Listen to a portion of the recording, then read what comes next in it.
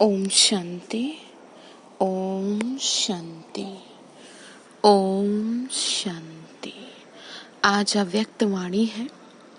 आज की मुरली की जो डेट है वो है 7/3/86, यानी कि 1986 का रिवाइज कोर्स है। 16 तारीख के शिव बाबा के महावाक्य हैं। आज की मुरली में शिव बाबा ने हम बच्चों को ये समझाया कि बच्चे, पढ़ाई की चारों सब्जेक्ट का यथार्थ यादगार है महाशिवरात्रि, यानी कि शिव बाबा को आइडेंटिफाई कर पाएं, वही है पूरी पढ़ाई का बेस। आगे बाबा ने हम बच्चों को समझाया कि बच्चे, आप इस बात का हमेशा ध्यान रखो कि आपसे जो भी कुछ बाबा सेवा करा रहा है वो बाबा करा रहा है, आप नहीं कर रहे, बाबा करा रहा है। ये ध्यान रखो, मैं कर रहा हूँ नहीं, बाबा चला रहा है। आप बस सारा दिन बुद्धि में यही बात बाबा ने कहा ध्यान रखनी है। आज के दिन बाबा बच्चों को मुबारक भी दे रहे हैं, लेकिन फिर बाबा ने कहा कि पहले आप, अगर बच्चे नहीं होते तो बाप कौन कहता। ठीक है, तो वो भी बात बाबा ने आज समझाई, मुबारक भी दी है। सुनेंगे कौन सी मुबारक बाबा ने दी। फिर आगे बाबा ने कहा, हर शक्ति को ऑर्डर के प्रमाण चलाओ। ऐसा ना हो कि जहाँ बुला रहे हैं सहन शक्ति को, वहाँ आ जाए सामना करने की शक्ति। यानी कि जिस समय जिस शक्ति की आवश्यकता हो उस समय वो शक्ति आपके पास आ जाए। इस बात का आप ध्यान रखेंगे। तो चलिए सुनते हैं शिव बाबा के महावाक्य। ओम शांति। प्रातः मुरली ओम शांति अव्यक्त बाप दादा। मुरली का हेडिंग है, पढ़ाई की चारों सब्जेक्ट का यथार्थ यादगार महाशिवरात्रि। आज ज्ञानदाता, भाग्य विधाता, सर्व शक्तियों के वरदाता, सर्व खजानों से भरपूर करने वाले भोलानाथ बाप अपने अति स्नेही, सदा सहयोगी समीप बच्चों से मिलने के लिए आए हैं। ये मिलन ही सदा काल का उत्सव मनाने का यादगार बन जाता है। बाबा ने कहा ये मिलन ही क्या है, उत्सव मनाने का यादगार बन जाता है। इस समय तुम्हारा और मेरा मिलन ही तुम्हें सतयुग की दुनिया की ओर ले जाएगा। ठीक है ना, क्योंकि बाबा इस समय हमसे क्या करा रहे हैं, पुरुषार्थ करा रहे हैं, उत्तम से उत्तम बनने के लिए पढ़ा रहे हैं, जिससे कि हम पुरुषोत्तम बन के, लक्ष्मी नारायण बन करके स्वर्ग की ओर जा पाए। बाबा ने कहा वह सभी इसी समय बाप और बच्चों के मधुर मिलन, उत्साह भरा मिलन भविष्य के लिए उत्सव के रूप में बन जाता है। इस समय आप सर्वश्रेष्ठ बच्चों का हर दिन, हर घड़ी सदा खुशी में रहने की घड़ियां व समीप है। कल भी बाबा ने कहा था ना कि तुम्हारा जो है हर संकल्प, हर समय, हर सेकंड कल्याणकारी है।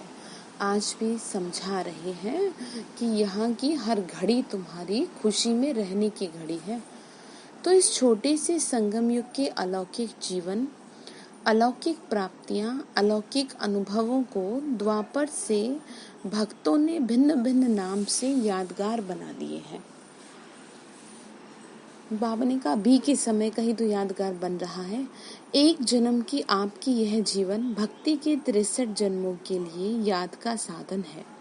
इतनी महान आत्माएं हो, इस समय की सबसे वंडरफुल बात यही देख रहे हो कि जो प्रैक्टिकल भी मना रहे हो और निमित्त उस यादगार को भी मना रहे हो। बाबा ने क्या कहा कि इस समय तुमने मुझे याद किया, मेरी श्रीमत पे चले, मुझसे प्यार किया, तो इसी बात का यादगार तुम भक्ति मार्ग में भी देख रहे हो और प्रैक्टिकल में भी देख रहे हो। बाबा ने कहा चैतन्य भी हो और चित्र भी साथ साथ है। ठीक है ना, सब कुछ साथ साथ हो रहा है। हर घड़ी तुम मेरे साथ खुशी में रहे, तभी तो तुम्हारे यादगार मना रहे ना। अभी भी बाबा ने कहा तुमको हर घड़ी खुशी में रहना है, क्योंकि साथ कौन दे रहा है, साथ तो मैं दे रहा हूं तुम्हारा। फिर आगे बाबा ने कहा 5000 वर्ष पहले हर एक ने क्या क्या प्राप्त किया, क्या बने, कैसे बने, ये 5000 वर्ष का पूरा अपना यादगार चित्र और जन्म पत्री सभी स्पष्ट रूप से जान गए हो। बाबा ने क्या कहा? 5000 वर्ष का यादगार तुम सभी स्पष्ट रूप से जान गए हो, सुन रहे हो और देख देख हर्षित भी हो रहे हो कि हमारा ही गायन पूजन हमारी जीवन की कथाएं वर्णन कर रहा है। आप उस स्वदर्शन चक्र फिर आते हैं ना, उस स्वदर्शन चक्र में ही ये सारी बात का सार आ जाता है जो बाबा ने आज बताया है। ओरिजिनल आपका चित्र तो बना नहीं सकते।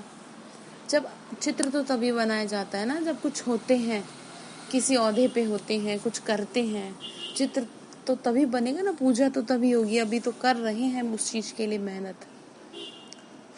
इसीलिए भावना पूर्वक जो भी टच हुआ वह चित्र बना दिया, प्यार था इसलिए बना दिया। देखा ना कि देखो, एक ही देवी की मूर्ति कोई कैसी बनाता है, कोई कैसी बनाता है, कोई कैसे बनाता है। वो सब तरह तरह से कैसे बना रहे हैं, ऐसे जैसी उनकी भावना वैसी मूर्ति बनती जा रही है। तो वही समझा रहे बाबा। तो इसीलिए तो मैंने कोर्स में आपको समझाया कि बाबा भी समझाते हैं ना इस बात को। बाबा ही समझाते हैं कि श्री कृष्ण को काला दिखा दिया। कहीं श्री कृष्ण का चित्र बहुत सुंदर है, कहीं काली का चित्र बिल्कुल भी काला नहीं है, बड़ा ही सभ्यता पूर्वक है। कहीं शंकर को भी बहुत अच्छे से दिखाया है और कहीं इतने काले बना दिए कि पहचान में ना आए कि ये देवता है या राक्षस है। तो ये सब ना भावना पे और बुद्धि पे डिपेंड करता है। बाबा बोले, बच्चे देखो, तो प्रैक्टिकल शिव जयंती तो रोज मनाते हो, सही से समझ पा रहे हो ना, रोज तो समझ पा रहे हो, लेकिन बेहद युग के बीच में यह यादगार दिन भी मना रहे हो। आप सबका मनाना है, मिलन मनाना और उन्हों का मनाना। बाबा ने कहा, इस समय तुम मुझसे मिलन मनाते हो और वो शिवरात्रि मनाते हैं। तुम्हारा मिलन मनाना और उनका खाली मनाना, समझ रहे ना आप? आह्वान करना, उन्हों का है पुकारना और आपका है पा लेना। बाबा ने कहा, वो तो पुकारते रहते हैं, वह कहेंगे आओ और आप कहेंगे आ गए। हम क्या कहेंगे? बाबा आ गए, बाबा ने हमको साथ दिया। वो क्या कहेंगे? भगवान को पुकारा, मिल गए। तो समझिए आज क्या समझा रहे हैं बाबा कि प्रैक्टिकल आप इस समय जो भी कुछ कर लेंगे वही आपका यादगार बन जाएगा। बाबा ने कहा, यादगार और प्रैक्टिकल में कितना रात दिन का अंतर है। वास्तव में यह दिन भोलानाथ का दिन है। भोलानाथ अर्थात बिना हिसाब के अनगिनत देने वाला, भोला भाला। भोलानाथ अर्थात बिना हिसाब, कोई वो हिसाब नहीं रखता, कह देते ना ये तो भोला है, इसका तो कोई हिसाब ही नहीं है, ये तो ऐसे ही दुनिया में आ गया, मतलब ऐसी बुद्धू बना देते हैं इसको, जबकि ये नहीं पता कि भोलों का हमेशा भगवान होता है। भोलानाथ अर्थात बिना हिसाब किताब के अनगिनत देने वाला। वैसे जितना और उतने का हिसाब होता है ना, तो जो करेगा वह पाएगा, उतना ही पाएगा, यह हिसाब है। लेकिन भोलानाथ क्यों कहते हैं? क्योंकि इस समय देने में जितने और उतने का हिसाब नहीं रखता, वो एक का पदम गुणा हिसाब है। तो अनगिनत हो गया ना, कहाँ एक कदम कहाँ पदम। पदम भी लास्ट शब्द है, इसीलिए पदम कहते हैं। अनगिनत देने वाले भोले भंडारी का दिन यादगार रूप में मनाते हैं, यानी शिवरात्रि के रूप में मनाते हैं। लेकिन 21 जन्म 21 पीढ़ी सदा भरपूर रहेंगे। बात समझ में आ रही है? बाबा ने क्यों कहा यथार्थ यादगार? क्या बताएं यथार्थ यादगार? पढ़ाई की चारों सब्जेक्ट क्या है? यथार्थ यादगार है। ज्ञान, योग, धारणा, सेवा जैसी जैसी करी वैसा ही वैसा गायन चलाया बाबा के साथ। ठीक है ना? बाबा ने कहा, मुझे महसूस किया ना ज्ञान, योग, धारणा, सेवा के थ्रू, यानी जैसी तुम्हारी, कहते ना, जैसी जैसी जाकी भावना रही वैसा ही उसको दर्शन हुआ प्रभु का। तो वही बात प्रैक्टिकल यहाँ है। ज्ञान मार्ग में दिक्कत ये हो जाती है कि हम बाबा के बच्चे जो है, बहुत सौ की भावनाएं खत्म हो जाती हैं, जबकि भगवान को भावनाओं पे ही राजी किया जाता है, क्योंकि वो आपकी वैसे तो कोई चीज ले नहीं रहा कि आपसे कोई धन ले रहा हो, आपसे कुछ और ले रहा हो, उसको तो आप भावना कैसे, आपको किसी से प्यार होता है तो कैसे शो करते हैं? या तो उसके लिए कुछ अच्छा सा करते हैं, उसको देते हैं, या उसके लिए कुछ अच्छा सा बनाते हैं, कुछ ऐसा करते हैं ना जिससे कि उसको अच्छा लगे। तो यहाँ पर भी वही बात है कि भगवान से प्यार है, तो उस प्यार की निशानी तो बताओ। आप भावना रखे हो तो निशानी बताओ क्या किए हो भगवान के लिए, है? उसको याद किए उस समय, जिस समय आपको लग रहा था कि नहीं मेरे बस की तो नहीं होगा, उसी समय भावना में बांध लो। इसीलिए बाबा माताओं को बहुत प्यार करते हैं, क्योंकि माताएं क्या है, भगवान को, भोलेनाथ बाबा को भावना में बांध लेती हैं। क्योंकि माताएं बहुत साफ दिल की होती है ना, तो प्यार, बहुत भावुक होती हैं, तो प्यार सहज हो जाता है उनको। तो बाबा से भी प्यार सहज हो जाता है, उन ज़्यादा क्वेश्चन नहीं उठते। तो वही आज सारी चीज़ों को बाबा कंक्लूड करके समझा रहे हैं। ठीक है, तो फिर बाबा ने कहा 21 जन्म 21 पीढ़ी सदा भरपूर। इतने जन्मों की गारंटी और कोई नहीं कर सकता, कितना भी बड़ा कोई दाता हो, लेकिन अनेक जन्मों का भरपूर भंडारा होने की गारंटी कोई भी नहीं कर सकता। बाबा ने कहा तो भोलानाथ हुआ ना, नॉलेजफुल होते भी भोला बनते हैं। बाबा ने कहा तुम्हें कोई गारंटी, एक जन्म की ना कोई गारंटी करे, 21 जन्मों तो छोड़ ही दो।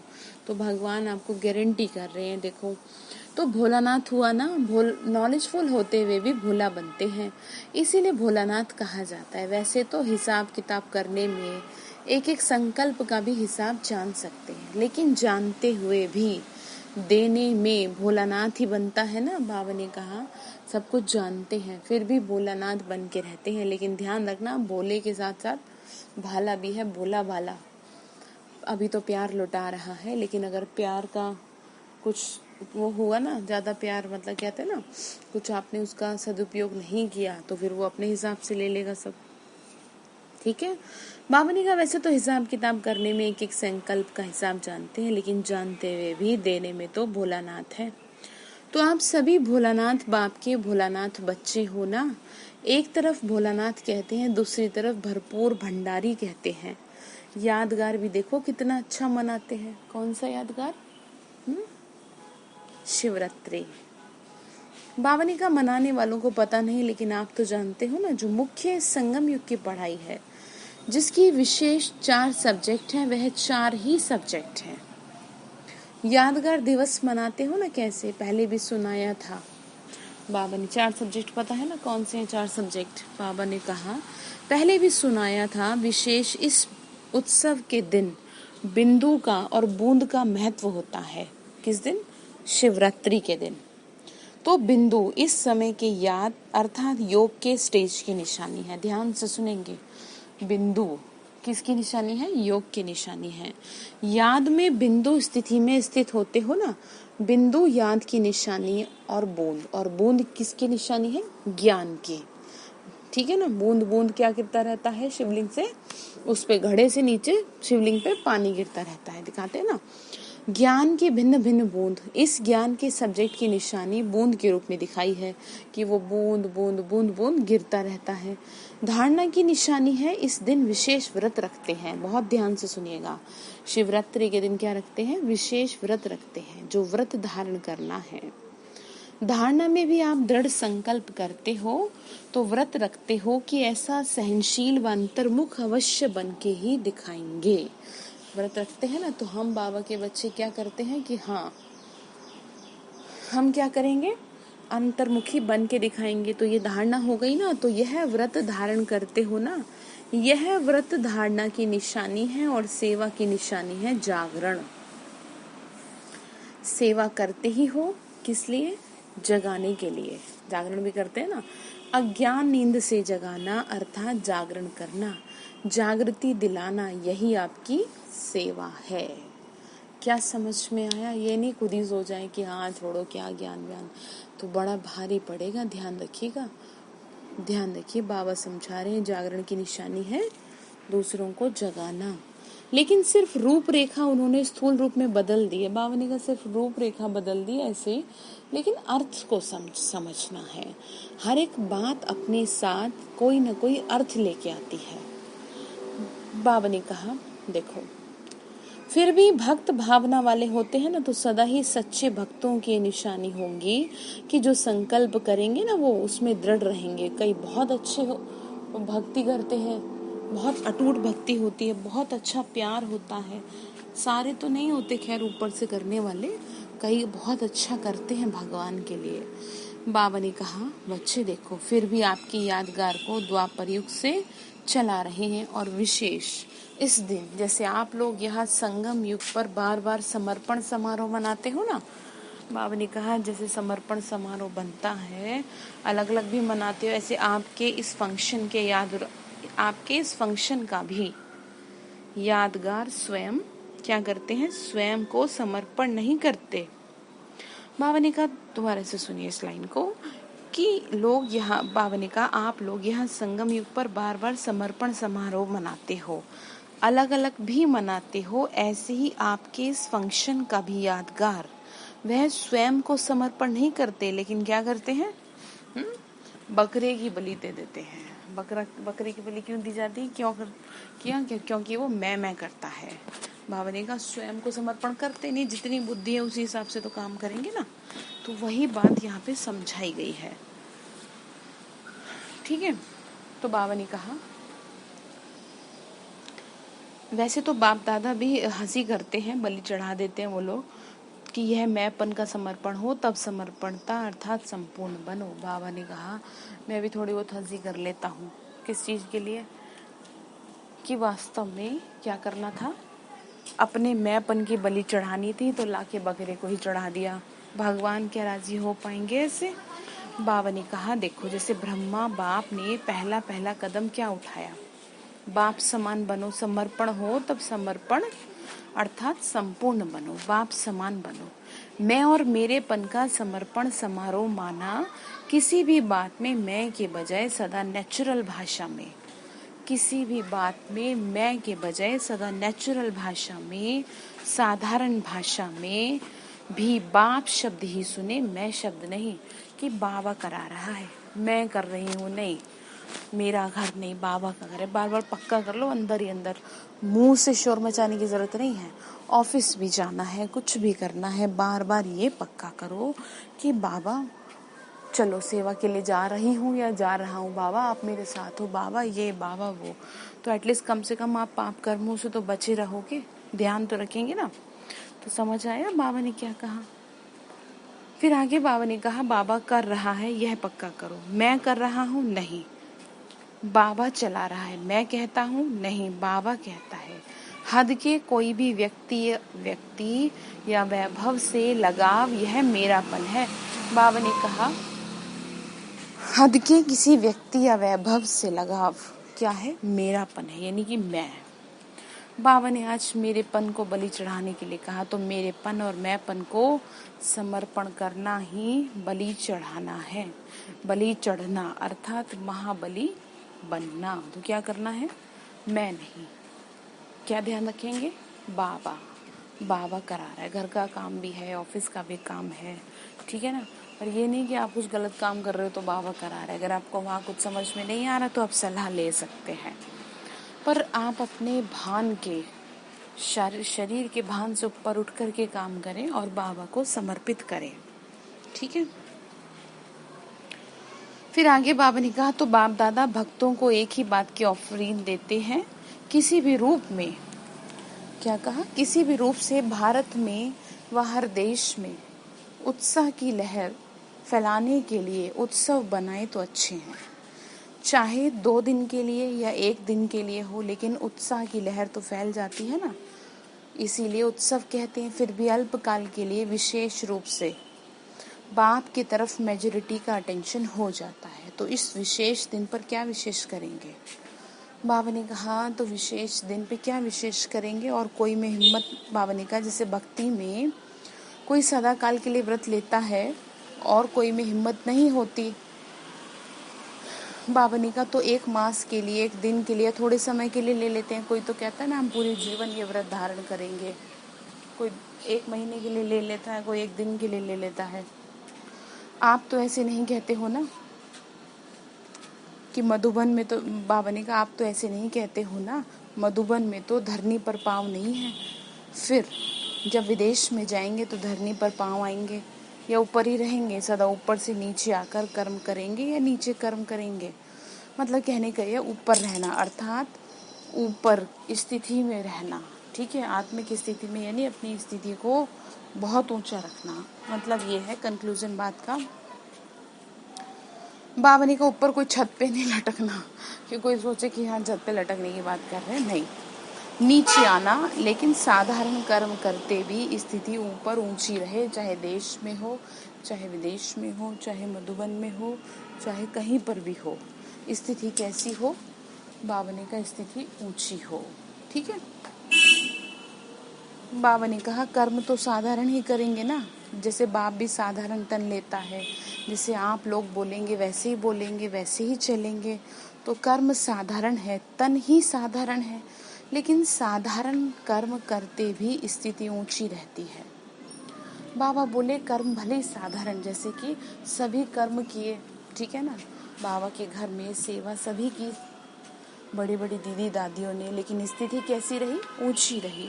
उस ऊंची स्थिति की निशानी तो है ये कि जो आज सेवा कहाँ से कहाँ पहुंची। ठीक है। तो फिर आगे क्या कहा? सदा क्या रखना? अपनी स्थिति को ऊंचा रखना। फिर आगे बाबा ने कहा जैसे इस दिन को अवतरण का दिन कहते हो ना, तो रोज अमृत वेले ऐसे ही सोचो कि निंद्रा से नहीं, शांति धाम से कर्म करने के लिए अवतरित हुए हैं। कहाँ से अवतरित हुए हैं? परम धाम से नीचे आए हैं, कर्म करेंगे, फिर ऊपर जाएंगे, श्रेष्ठ कर्म करने के लिए अवतरित हुए। उनको जन्म नहीं कहते, अवतरण कहते हैं। ऊपर बाबा ने कहा ऊपर की स्थिति से नीचे आते हैं, यह है अवतरण। तो ऐसी स्थिति में रह के कर्म करने से साधारण कर्म भी अलौकिक कर्म में बदल जाते हैं। बाबा ने कहा जैसे दूसरे लोग भी भोजन खाते और आप कहते हो ब्रह्मा भोजन खाते हैं, फर्क हो गया ना। आप खाना खाते हो, हम भोजन करते हैं, या भोजन स्वीकारते हैं, या भोजन ग्रहण करते हैं। तो शब्दों में फर्क हुआ, तो उसी वजह से स्थिति में भी फर्क आता है। तो अलौकिक चाल, अलौकिक कर्म हो गया। तो सिर्फ आज का दिन अवतरण का नहीं, लेकिन संगम युग ही अवतरण दिवस है। बाबा ने क्या कहा? संगम युग ही क्या है? अवतरण दिवस है। इस बात को समझने के लिए बाबा ने आज बात की है। फिर आगे क्या कहा? आज के दिन आप लोग बाप दादा को मुबारकबाद देते हो, यानी कि शिवरात्रि के दिन मुबारकबाद देते हैं ना, लेकिन बाप दादा कहते हैं पहले आप। मुबारक भी बाबा ने कहा आपको, ठीक है ना, क्योंकि बाबा ने कहा आप हो तो मैं हूँ, मैं हूँ तो आप हो, ये समझा रहे हैं। बच्चे ही तो बाप को बाप कहते हैं, इसीलिए पहले बच्चों को मुबारक। आप सब बर्थडे का गीत गाते हो ना, हैप्पी बर्थडे टू यू, बाप दादा भी कहते हो happy birthday to you, birthday की मुबारक। तो बच्चों को बाप, तो बच्चों ने बाप को दी और बाप ने बच्चों को दी, और मुबारक से ही पल रहे हैं। आप सबकी पालना ही क्या है? बाप की, परिवार की बधाइयों से ही तो पल रहे हो, सबके प्यार से, शुभ भावनाओं से, सबकी दुआओं से पल रहे हैं, बधाइयों से ही तो नाचते गाते उड़ते पलते जा रहे हो। यह वंडरफुल पालना है। बाबा ने कहा ये पालना कैसी है? बड़ी वंडरफुल पालना है ये। कोई कैसा भी हो, वह तो बाप दादा भी जानते हैं, आप भी जानते हो। नंबरवार तो होंगे ही, सब एक जैसे कैसे होंगे? अगर नंबरवार नहीं बनते तो फिर सतयुग में कम से कम 1.5 लाख तख्त बनाने पड़े। बाबा ने कहा अगर नंबरवार नहीं तो जनसंख्या फिर वहाँ पे भी ज़्यादा हो जाएगी, इसीलिए फिर तो सतयुग में भी बहुत वो हो, इसीलिए नंबरवार है। तो नंबरवार होना है, लेकिन कभी कोई को अगर आप समझते हैं कि वह रॉन्ग है या अच्छा काम नहीं कर रहा, तो रॉन्ग को राइट करने की विधि, या यथार्थ कर्म नहीं करने वाले को यथार्थ कर्म सिखाने की विधि, बाबा ने कहा तुम सिखा सकते हो। ठीक है। कभी भी उसको सीधा नहीं कहो कि तुम रॉन्ग हो, यह कहने से वह कभी नहीं बदलेगा। जैसे आग बुझाने के लिए आग नहीं जलाई जाती ना, क्या किया जाता है? उसको उसके ऊपर ठंडा पानी डाला जाता है। इसीलिए कभी भी उसको पहले ही कह दिया कि तुम रॉन्ग हो, तुम रॉन्ग हो, तो वह और ही दिल शिकस्त हो जाएगा। पहले उसको अच्छा अच्छा कह करके थमाओ। बाबा ने कहा पहले मोटिवेट करो, ठीक है, उसके बाद आप उसको तरीके से समझाओ। समझाने के भी तरीके होते हैं। कोई तो ऐसा समझाता है कि जिसकी बात बुरी नहीं लगती, और कोई बिल्कुल ही स्ट्रेट फॉरवर्ड होता है, तो वो क्या है, उसका जो मोरल है वो डाउन हो जाता है, वो फिर स्वयं को संभाल नहीं पाता। ठीक है। तो बाबा ये समझा रहे हैं कि तुम्हें किसी को भी समझाना है तो पहले उसको मोटिवेट करो, फिर आराम से प्यार से समझाओ। बाबा ने कहा नहीं तो वो दिल शिकस्त हो जाएगा, पहले उसको अच्छा अच्छा कह करके थमाओ। पहले पहले पहले पानी तो डालो, फिर उसको सुनाओ आग क्यों लगी। पहले ये नहीं कहो कि तुम ऐसे हो, तुमने यह किया।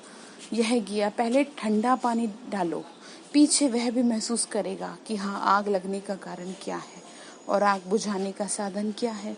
मतलब फिर बाद में उसको रियलाइज हो जाएगा। ठीक है, कभी प्यार से बैठा के पूछना तो चाहिए कि क्या बात है।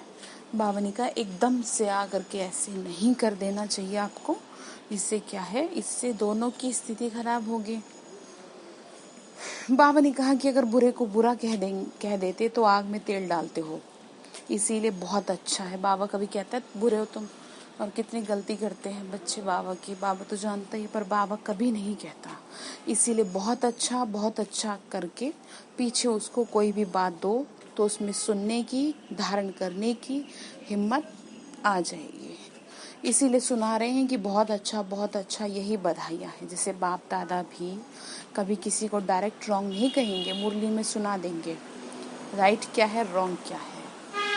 लेकिन अगर कोई सीधा आकर पूछेगा कि मैं रॉन्ग हूँ तो कहेगा नहीं, तुम तो बहुत राइट हो, क्योंकि उसमें उस समय हिम्मत नहीं होती। जैसे पेशेंट जा भी रहा होता है, आखिरी सांस होती है ना, तो भी डॉक्टर से अगर पूछेगा कि मैं जा रहा हूँ तो कभी नहीं कहेगा कि हाँ तुम जा रहे हो, क्योंकि उस टाइम हिम्मत नहीं होती। उस टाइम वो स्वयं ही बिल्कुल टूट चुका है, और ऊपर से आप और कर दो तो फिर तो कैसे चलेगी बात। बाबा ने कही किसी की दिल कमज़ोर हो और अगर आप उसको ऐसी बात कह दो तो वह तो हार्ट फेल हो जाएगा, अर्थात पुरुषार्थ में परिवर्तन करने की शक्ति नहीं आएगी। ठीक है, तो संगम युग है बधाइयों से वृद्धि को पाने का युग। बाबा ने कहा इस संगम युग पे तुम एक दूसरे को बधाइयाँ क्योंकि बाबा ने तुमको पाला है, तो तुम वो पालना आगे फॉरवर्ड करो ना, तुम अपना दिमाग क्यों लगा रहे हो। बाबा ने कहा तो इसीलिए बधाइयाँ दे रहे हैं कि तुम बाप के बने, इस बात की बधाई। ठीक है, बाबा ने कहा इसीलिए आपके इस बधाइयों की पालना का यादगार जब भी कोई देवी देवता का दिन मनाते हैं ना तो उसको बड़ा दिन कहते हैं। दीपमाला भी होगी, शिवरात्रि भी होगी, तो कहेंगे आज बड़ा दिन है। तो जो भी उत्सव होंगे उसको बड़ा दिन कहेंगे, क्योंकि बड़ी दिल है ना, तो इसीलिए उन्होंने बड़ा दिन कह दिया। तो एक दो को बधाइयाँ देना यह है बड़ा दिल। समझा, फिर क्या करेंगे। ऐसे नहीं कि रॉन्ग को रॉन्ग कह समझाएंगे, नहीं, लेकिन थोड़ा धैर्य रखो, इशारा तो देना पड़ेगा, मतलब समझाना पड़ेगा। ठीक है, तरीके से। बाबा ये नहीं कह रहे कुछ गलत कोई कर रहा है तो तुम चुप रहो, ऐसे नहीं। ठीक है, जहाँ पे आप रेस्पॉन्सिबल हो वहाँ पे आपको समझाना पड़ेगा। बाबा ने कहा ऐसे नहीं कि रॉन्ग को रॉन्ग कहें। बाबा ने कहा थोड़ा धैर्य रखो, टाइम तो देखो ना, टाइम देखो, वह मर रहा है और उसको कहते हो मर जाओ, तो टाइम देखो, उसकी हिम्मत देखो। बहुत अच्छा कहने से हिम्मत आएगी, लेकिन दिल से कहो, ऐसे नहीं बाहर से कहो। बाबा सब जानता, देखो, मतलब ऊपर से कहने वालों को भी जानता है बाबा, और अंदर से कहने वाले जो होते हैं ना उनसे मन, दिल से टच होता है, मन से मन मिलता है, और जो ऊपर से करते हैं उनसे नहीं मिल पाएगा। तो बाबा भी समझ जा रहे हैं। ठीक है, तो इसीलिए आप अपना रजिस्टर साफ रखिए, आप ऊपर से ऐसे मत करिए जैसे कि और करते हैं। आप बाबा की वजह से इस चीज को करिए।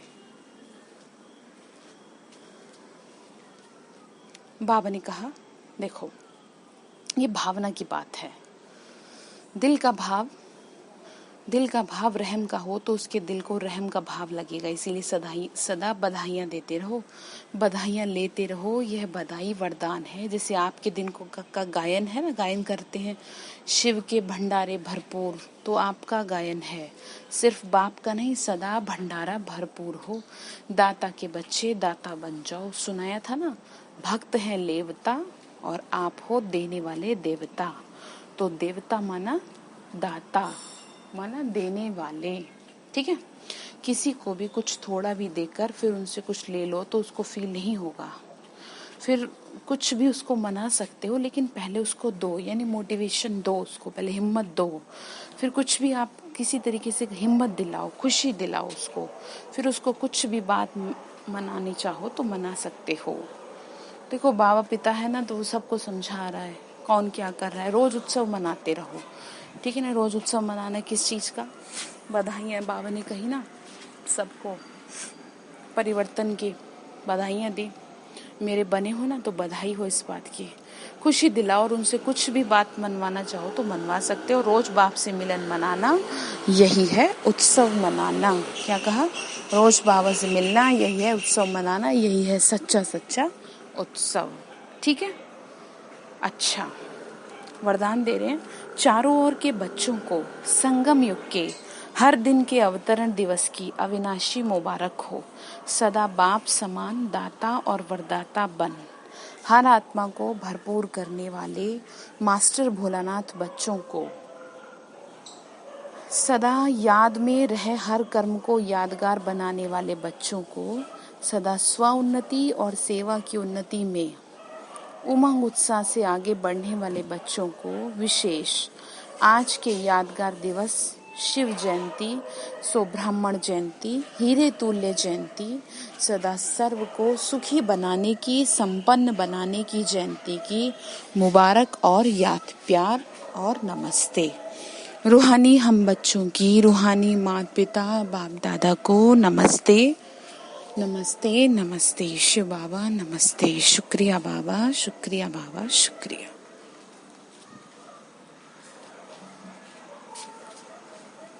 धारणा के लिए मुख्य सार आज तो धारणा नहीं है, व्यक्त मुरली है। तो वरदान दिए शिव बाबा ने, फिर मुरली का आज की, हर शक्ति को ऑर्डर प्रमाण चलाने वाले मास्टर रचयिता भव। हर शक्ति को ऑर्डर प्रमाण, ठीक है। कर्म शुरू करने के पहले जैसा कर्म वैसी शक्ति का आह्वान करो। मालिक बनकर ऑर्डर करो, क्योंकि यह सर्व शक्तियाँ आपकी भुजा समान है। आपकी भुजाएं आपके ऑर्डर के बिना कुछ नहीं कर सकती। ऑर्डर करो, सहन शक्ति का ऑर्डर करो, सहन शक्ति कार्य सफल करो, तो देखो सफलता हुई पड़ी है।